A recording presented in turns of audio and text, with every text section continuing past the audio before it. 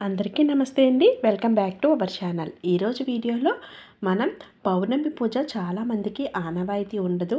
అటువంటి వాళ్ళు ఇంట్లో ఏ విధంగా చేసుకోవాలి, నార్మల్గా పూజను ఎలా చేసుకోవాలి, అదేవిధంగా కేదార గౌరి నోములవి నోచుకుంటూ ఉంటారండి. అలా నోచుకోకుండా అదే తులసి కోట కూడా కొంతమందికి ఆనవాయితీ ఉండదు.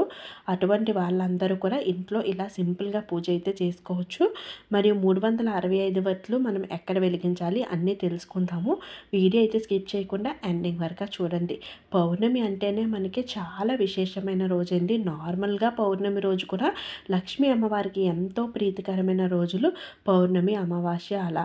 ఈరోజు తప్పకుండా మనం ఉదయాన్నే లేచి మంచిగా చక్కగా నిత్య పూజ చేసుకొని సాయంత్రం అయితే ద్వారలక్ష్మి పూజ చేయండి, చాలా మంచిది. అదేవిధంగా తులసి కోట ఉంటే తులసి కోట దగ్గర కూడా పూజ చేసుకోవచ్చండి. తులసి కోట ఆనవాయితీ లేని వాళ్ళు ఇంట్లో పూజ చేసుకోవచ్చు. తులసి కోట ఉన్న వాళ్ళైతే ఇంట్లో నిత్య పూజ చేసుకొని చక్కగా 365 వత్తులు తులసి కోట దగ్గర వెలిగించుకోవచ్చు. ఇప్పుడైతే నేను ఇంట్లో ఏ విధంగా మనం పూజను చేసుకోవాలో చూపిస్తున్నానండి సింపుల్గా. అయితే తులసి కోట చాలామందికి ఆనవాయితీ లేదక్క ఎలా పూజ చేసుకోవాలి అని అడుగుతున్నారు. అటువంటి వాళ్ళ కోసమైతే ఈ వీడియో అయితే అప్లోడ్ చేస్తున్నాను. ముందుగా మనం పూజా సామాగ్రి అన్నీ సిద్ధం చేసుకోవాలండి. పువ్వులు అవన్నీ కూడా నేనైతే అమ్మవారికి అర్చించడం కోసం నేను కలవ పూలు అయితే తెప్పించానండి. పువ్వులు, పసుపు, కుంకుమ, అగరబత్తి, ధూప్ స్టిక్స్, కొబ్బరికాయ, పండ్లు, అదేవిధంగా పూలమాలలు, అక్షంతాలు ఇవన్నీ కూడా సిద్ధం చేసుకోవాలండి. ఈరోజు 365 వత్తులు కూడా సిద్ధం చేసుకోవాలి. నైవేద్యానికి పండ్లు, వడపప్పు, చలిమిడ, అదేవిధంగా పాలను నివేదిస్తే చాలా మంచిది. ఈరోజు అమ్మవారికి పాలను నివేదించి వెన్నెలలో పెట్టుకొని ఆ పాలు స్వీకరించడం వల్ల అనారోగ్య సమస్యలన్నీ తొలగిపోతాయి అంటారు. తప్పకుండా ఎలా చేయండి, పిల్లలకు తాగించండి, చాలా మంచిది. ముందుగా అయితే నేను దేవుడి మందిరంలోనైతే ఇలా అరిటాకులు వేసుకున్నానండి. వేసుకొని 3 గుప్పెళ్ళ బియ్యాన్ని వేశాను. వేసి చక్కగా అష్టదళ పద్మ ముగ్గు అయితే వేస్తున్నాను. అదే వినాయకుని పూజకైతే నేను స్వస్తికి వేస్తూ ఉంటాను. అమ్మవారిని పెట్టుకుంటున్నాను కదా, అష్టదళ పద్మ ముగ్గు అయితే వేసుకున్నాను. ఇలా చక్కగా ముగ్గు అయితే వేసుకున్నానండి. వేసుకొని పసుపు కుంకుమతో అందంగా అలంకరించుకోవాలి.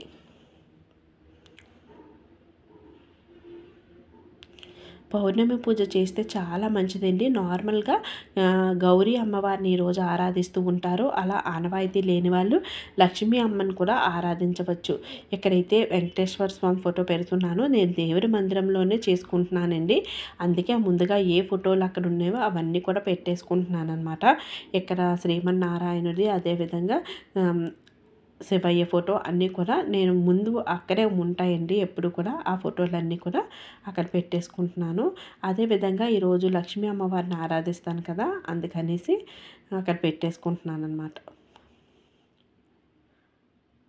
మీరు ఏ ఫోటోలు అయితే దేవుడి మందిరంలో ఉంటాయో అలా పెట్టుకొని ఉంచుకోవచ్చండి. ఇలా మళ్ళీ పెట్టవలసిన అవసరం లేదు. నేనైతే అరిటాకులు వేశాను కదా, అందువల్ల నేనైతే పెట్టుకున్నాను అనమాట. మళ్ళీనా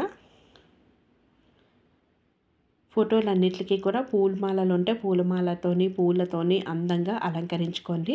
ఏవి ఉంటే వాటితోనే అలంకరించుకోవచ్చు. ఇక్కడ నేనైతే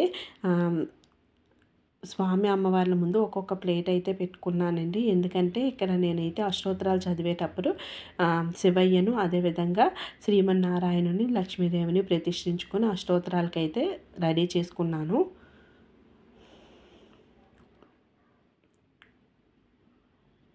పౌర్ణమి రోజు 365 వత్తులు కూడా ఇక్కడ కూడా వెలిగించుకోవచ్చండి.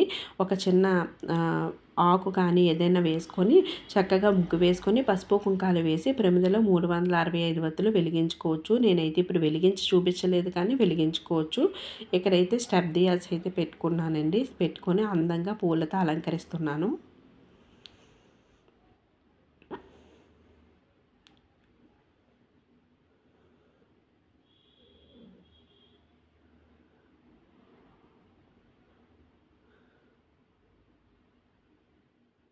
పిండి ప్రమిదలు అయితే బయటన ఉసిరి దీపాలు పిండి ప్రమిదలు పెట్టుకుంటాం కదండి.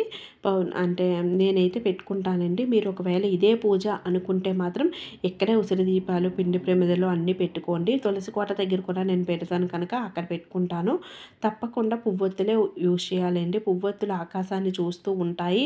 ఈ కార్తీక మాసంలో పువ్వొత్తులు వెలిగిస్తే చాలా మంచిది అంటారు. 2 ఒత్తులతో సమానం ఇది. అందుకని ఒక్క పువ్వొత్తు వెలిగిస్తే సరిపోతుంది.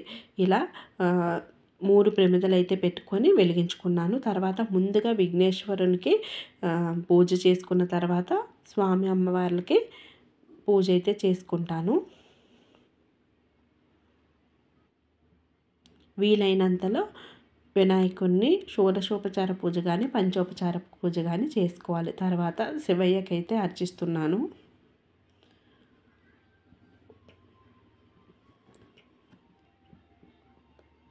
పరమేశ్వరునికి బిల్వపత్రాలు, శ్వేత అక్షంతాలు, కలువ పూలతో చక్కగా అష్టోత్తరాలు అయితే చదువుకుంటున్నాను. స్వామివారి అష్టోత్తరాలకు నాకు ఈ రోజైతే చక్కగా కలువ పూలు అయితే దొరికాయండి. మా వారే వెళ్ళి తీసుకొచ్చారు. చాలా బాగా అనిపించింది, సంతోషంగా అనిపించింది.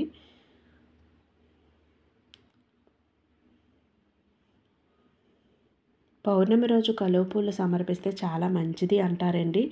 అది సాధ్యం కాదు, అంటే దొరకకపోతే మనం ఏమి చేయలేం కదా. దేవుని అనుగ్రహంతోనే దొరికాయి అనుకోవచ్చు. ఇక్కడ అయితే నేను వెంకటేశ్వర స్వామికి అయితే పూజ చేసుకుంటున్నానండి.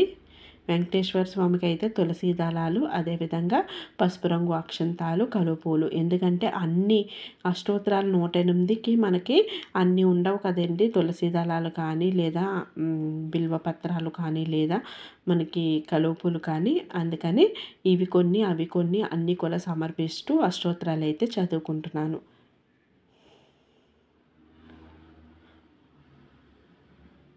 సింపుల్గా అక్షంతాలతో కూడా మనం పూజ చేసుకోవచ్చండి. ఒక్క పుష్పం సమర్పించి అక్షంతాలతో కూడా పూజ చేసుకోవచ్చు.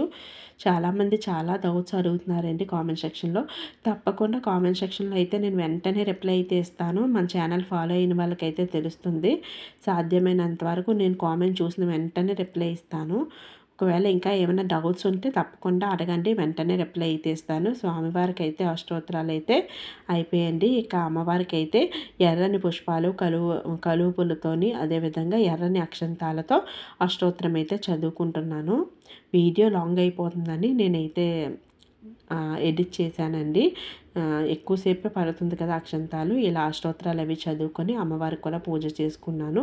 ఈరోజు పౌర్ణమి కదండి. ఇంట్లో అంతా కూడా చక్కగా ధూపం ఇవ్వండి. ధూపం ఇచ్చి చక్కగా ద్వారలక్ష్మి పూజ చేయడము, అదేవిధంగా అమ్మవారికి అర్చించుకోవడం, ఇవన్నీ చేస్తే చాలా మంచిదండి. పౌర్ణమి రోజు లక్ష్మీ అమ్మవారు సంచరిస్తారు అంటారు.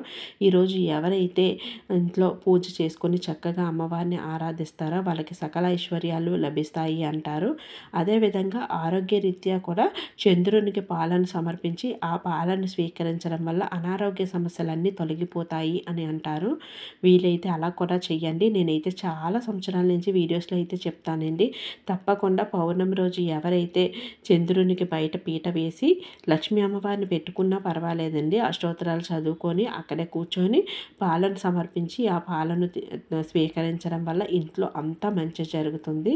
ఇక్కడ అమ్మవారికి అయితే పాలను, అదేవిధంగా స్వీట్ కూడా పెట్టుకున్నానండి. పండ్లను సమర్పించాను, కొబ్బరికాయ అయితే కొట్టుకున్నాను. ఈ విధంగా పూజ అయితే చక్కగా సింపుల్గా చేసుకోవచ్చండి తాంబూలం సమర్పించి.